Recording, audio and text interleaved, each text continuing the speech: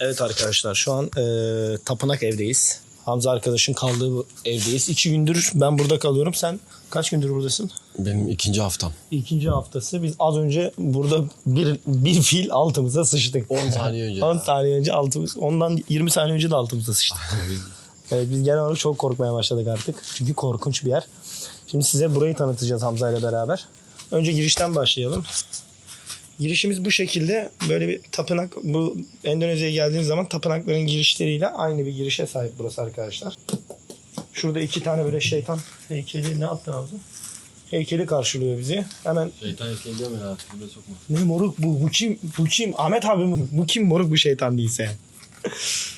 Kötü ruhlardan kovulduğu için işte buradaki şeyler daha kötü gözüksün diye. Heykeller daha kötü gözüksün, onlar gelmesin. Bu arada ciddiyim. Araştırdım ben. Kötü ruhların korkması için yapılmış heykeller bunlar. Yani İçerideki o iblis ağzına kusan vesaire neler neler var içeride. isabetli şeyler yapmışlar o zaman. Aynen.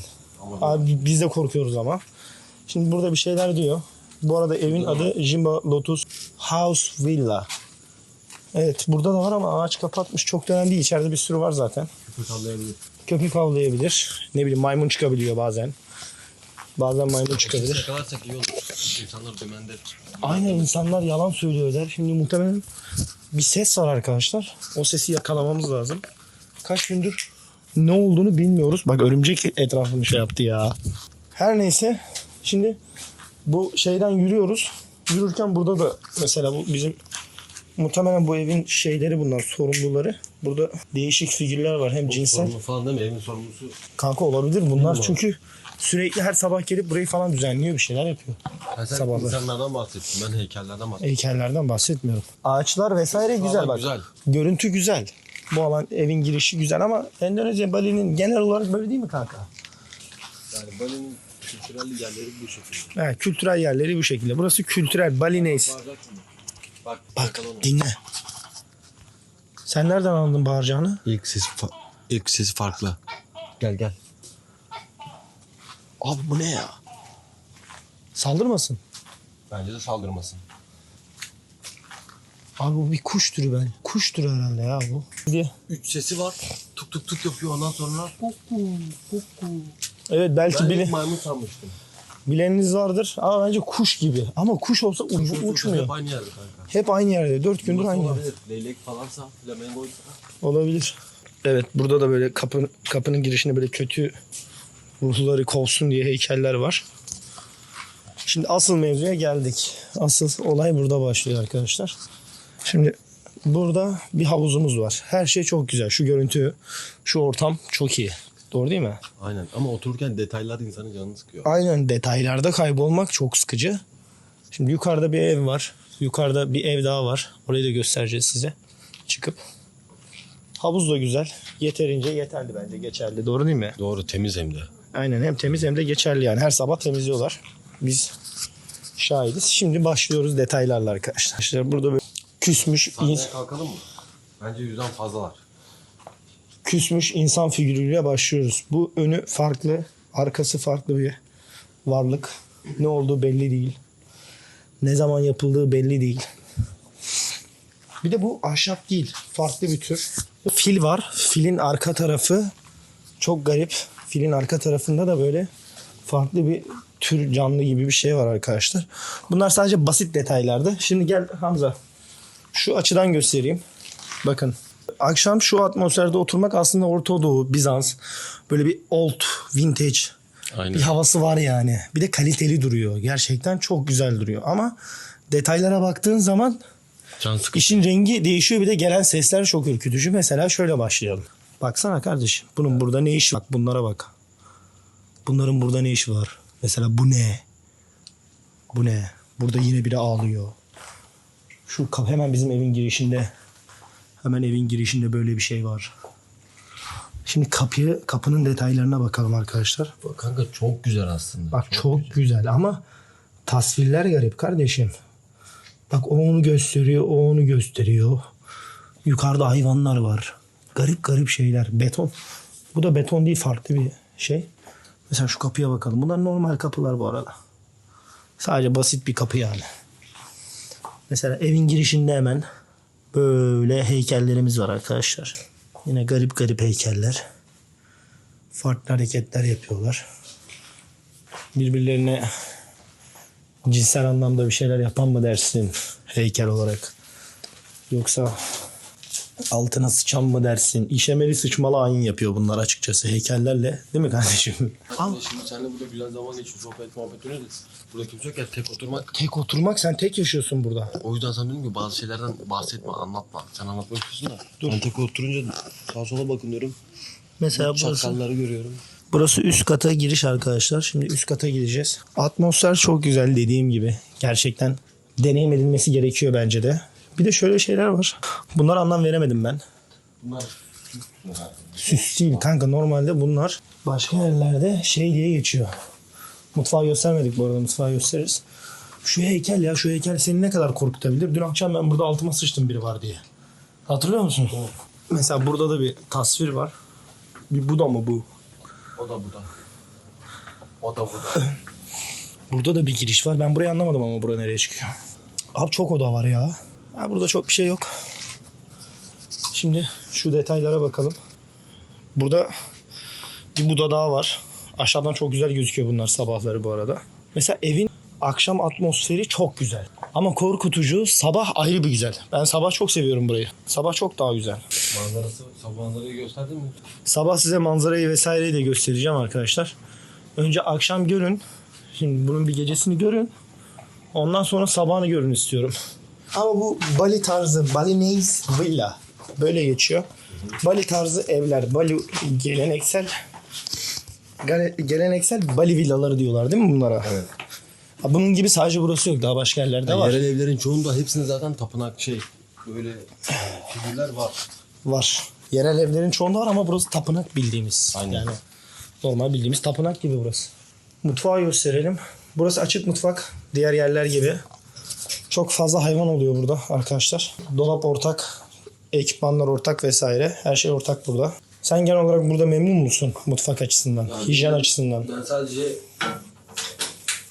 ocağı kullanıyorum. Evet. Bir şey kullanırken bu tavayı mesela kız Alika'yı bırakmış. Ben yine yakıyorum. Güvenmiyorum çünkü üstünden hayvan geçip gidiyor. Geçen gün ben bir tane video atmıştım. Burada hayvan Evet. çıkamıyordu hiç. Şu fırını falan asla kullanmıyorum.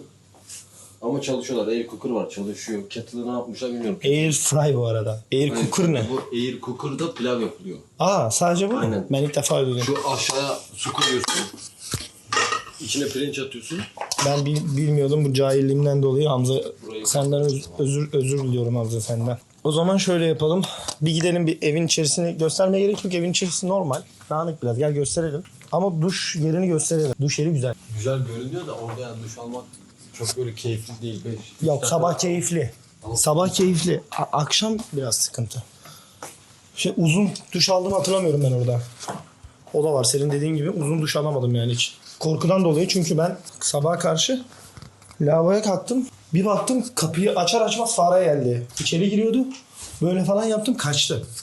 Tam bak şu kapıyı açtım.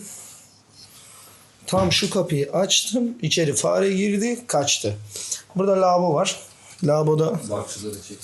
Lavaboda şey vardı. Bu Asya'da normal diyor. Bunlar nadir evlerde görürsünüz bunları. Bu taharet musluğunu dışarıdan veriyorlar. Burada küvet tarzımsı, jacuzzi'msi bir şey var ama kullanılmıyor. Burası da var. Çalışıyor da kullanmıyoruz. Yani kullanmıyoruz, doğru. Çok da ihtiyaç yok açıkçası. Asıl mevzu buradan başlıyor. Şu görüntü. Buranın olayı neydi Hamza? Bize anlat. Şimdi bizde mesela nasıl diyeyim, ölen birisi için çeşme yaptırılır. Çeşmeden işte onun hayrına olduğu düşünülür. Bu da bu tapınak gibi ev sahibiymiş bu kadın. Onun anısına yapılmış bir şey. Mülkün sahibinin anısına yapılmış Aynen. bir olay. Onu temsil eden bir şey. Aç bir suyumuzu. Yani bizi misafirine o yıkıyormuş gibi bir şey yani. Çok anlam veremedim ben ama olayı bu. Yani olmasa da olurdu. Olmasa Niye da bu kadar olurdu. ince detaylı düşünmüşler bence de. Ya dedim ya, bizdeki çeşme mantığı gibi düşün. Çeşmeden su içen onun hayrına olduğuna inanıyoruz biz. Ev dağınık biraz ama ben tekrar göstereyim arkadaşlar. Yine de göstereyim. Şurada bir yatak var. Burada bir yatak var, çift kişilik. Oradaki yatak tek kişilik. Burada bir dolap var. Burada bir makyaj yapabileceğiniz bir alan var. Kadınlar için. Burada da yine hem çalışabileceğiniz, kendi işlerinizi yapabileceğiniz, hem de kişisel bakımınızı bir nevi karşılayabileceğiniz bir yer var. Burada da oturabileceğiniz bir koltuk var. Fazlasıyla bence yeterli. Fazlasıyla yeterli. 3 tane duş alanı var. Daha ne olsun. Burada bir Sanken marka buzdolabınız var. Çok soğutmuyor. Şurada bir klimamız var. Allah belasını vermesin diyelim biz. Bizi mahvetti. Burada klima çok önemli.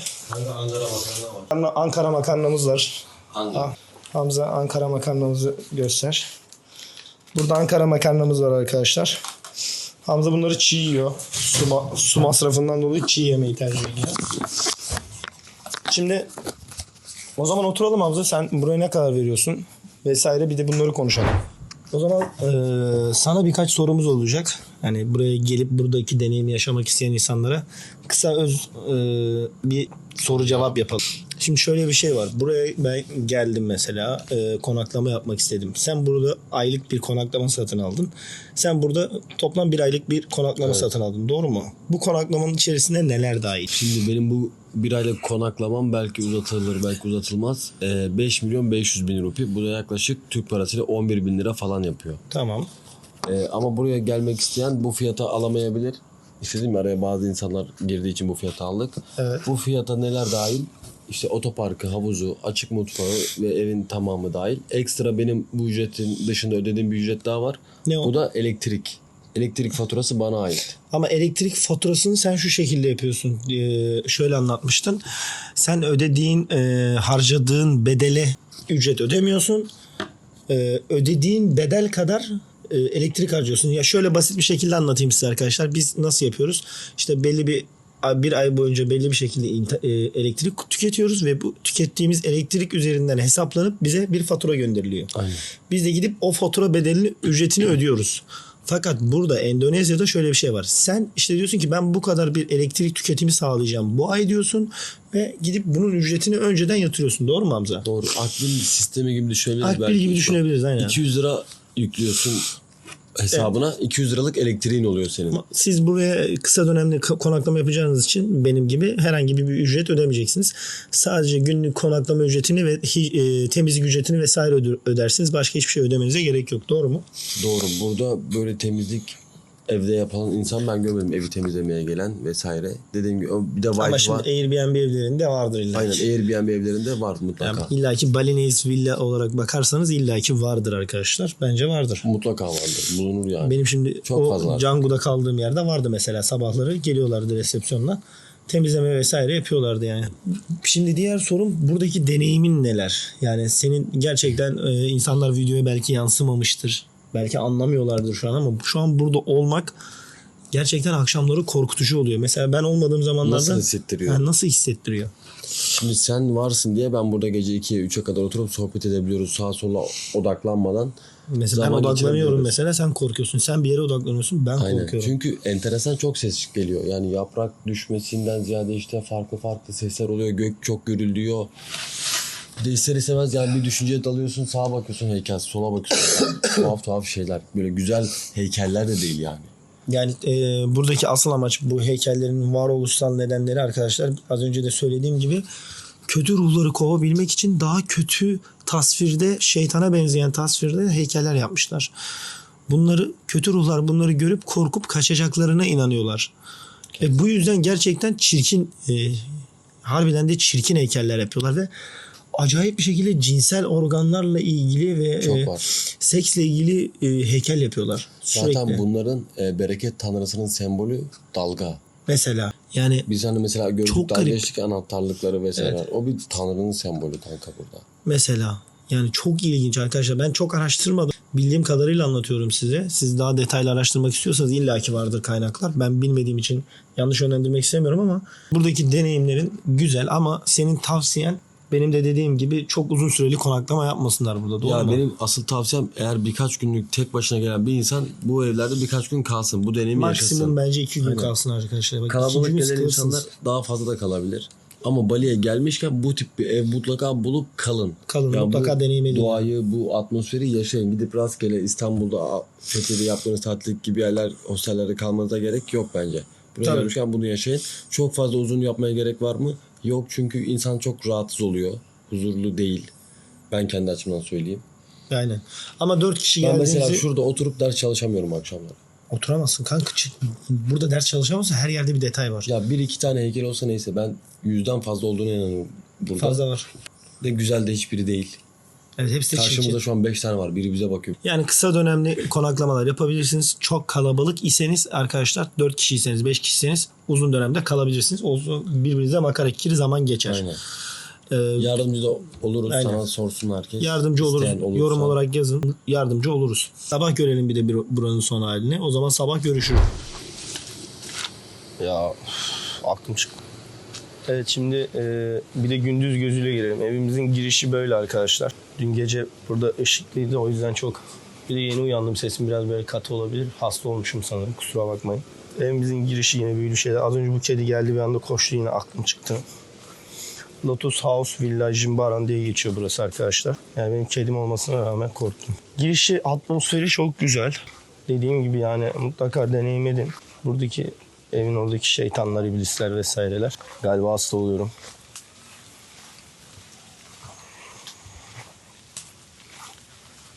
Şimdi buraya motorumuzu park ediyoruz arkadaşlar. Bu benim motorum.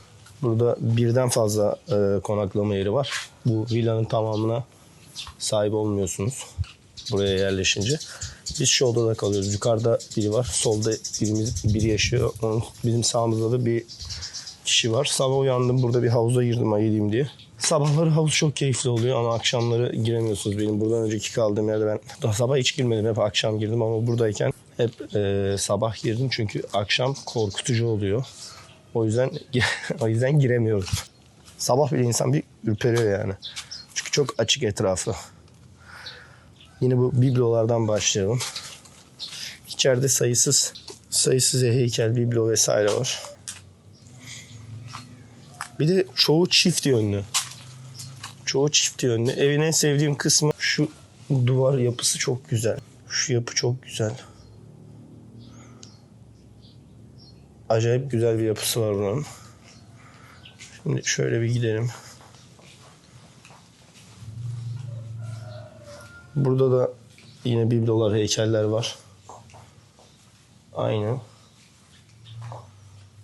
Şu ışıkları da çok güzel koymuşlar. Böyle eski, vintage ışıklar koymuşlar. O da güzel bir şey katmış açıkçası. Güzel bir atmosfer katmış. Ama tek sorun dediğim gibi akşam korkutucu oluyor yani. Akşam insan korkuyor, ürperiyor. Burası açık mutfak alanı. Burada bir buzdolabı var. Buzdolabı ortak kullanma alanı arkadaşlar. Buradaki bütün ev sahipleri bu buzdolabını kullanıyor. Burada yine ekipmanlar da aynı şekilde ortak kullanım alanı. Arkadaşımız burada yemek yapıyor. Bu üst kattakiler sanırım yemek yapıyor. Ben çok burada bir kere yemek yaptık biz. Kısa sürekli konaklayacaksanız çok da yemek yapmanıza ihtiyaç duyacağınızı zannetmiyorum. Çok da gerekli değil açıkçası. Şimdi üst kata doğru çıkalım. Üst katta burada bizi bir biblo karşılıyor. Hemen bu sol tarafta üst katın girişi var. Oranın da üstü var ama burayı anlamadım. Açıkçası anlam veremedim. Etrafımızda yine bu tarz değil de biraz daha lokal. Daha böyle gecekondu var. Villa tarzı değil de gecekondu var evler var. Bunlar Balinese Villa diye geçmiyordur sanırım ya da dışarıdan görünüşler öyle. Bizim mühit biraz daha büyük gözüküyor diğerlerine göre. Burada da aynı şekilde şeyler var, böyle biblolar var. Dün gece de göstermiştik. Kapıların girişleri çok garip arkadaşlar.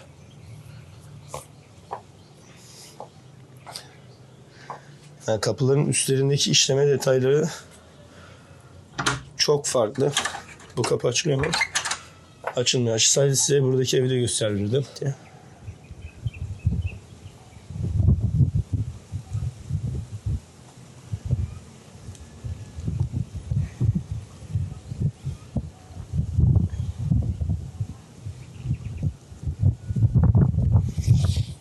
Yani atmosfer çok güzel. Tekrardan söylüyorum, kalabalık gelirseniz burada uzun kalabilirsiniz. Lokasyon olarak biraz uzak. Bir de yani çok uzun süreli konaklamanızı tavsiye etmiyorum. Bütün tatilinizi burada konaklamayın. Mesela 2 gün Uluwatu'da, 2 gün Canggu'da misal veriyorum. Ubud'da kalın. Yani konaklamalarınızı kısa dönemli ayarlarsanız, çok eşyanız yoksa daha keyif alacağınızı düşünüyorum. Ben mesela 2-2-2 yapacaktım. Sonra çok eşyam var diye 4-2 yaptım. 5 gün bir yerde kaldım. İkinci günüm burada da. Üçüncü günüm daha doğrusu. 3 gece ikinci günüm. Bugün zaten son günüm. Gidiyorum. Aslında korkulacak bir şey yok. Biz alışık olmadığımız için geriliyoruz bence. Ama dediğim gibi gerçekten de korkutucu. Akşamları korkutucu. Güzel bir deneyim oldu benim için. Bir daha böyle bir deneyim yaşayabileceğimi zannetmiyorum. Ama bir daha gelirsem Bali'ye gelirim muhtemelen bir daha. Gelince mutlaka başka bir Bali neyse villa tarzında bir yerde kalmayı düşünüyorum. Yani 2 gün ama. 3. gün kalamam. Korkarım çünkü. Yani burada yaşamadan anlayamazsınız, gerçekten ürpertici, garip sesler. Sonra işte kötü hayvanlar, çirkin biblolar. Ha bak mesela şu an şeyde kertenkele dolaşıyor mutfakta. Kızlar burada yemek yapıyor. Burada kertenkele dolaşıyor yani. Çok önemli değil zaten, sürekli geliyorlar yani. Sürekli çıkıyorlar her yerden. O yüzden biraz da alışmak gerekiyor. Birkaç gün daha kalsam belki alışırdım. Ya boşver falan derdim, ne olacak derdim. Ama kertenkele derdim ama dediğim gibi insan gerçekten alışamıyor. Mutlaka gelince buraya bu deneyimi yaşayın. Sadece tuttuğunuz evin lokasyonuna dikkat edin, etrafına. Çünkü buradan bir yerden bir yere gitmek acayip sorun. Trafik var. Eşyanız varsa sorun. Taşınmakta sorun. Eşyanız varsa, çok yüklü eşyanız varsa. O yüzden gelirken de çok fazla eşya almamaya özen gösterin. Ağır özellikle eşyalar almamaya özen gösterin bir yerden bir yere gitmek için. Onun haricinde başka söylenecek bir şeyim yok. İzlediğiniz, vakit ayırdığınız için teşekkür ederim. Herkesin bu deneyimi yaşamasını da tavsiye ediyorum arkadaşlar. Kendinize iyi bakın.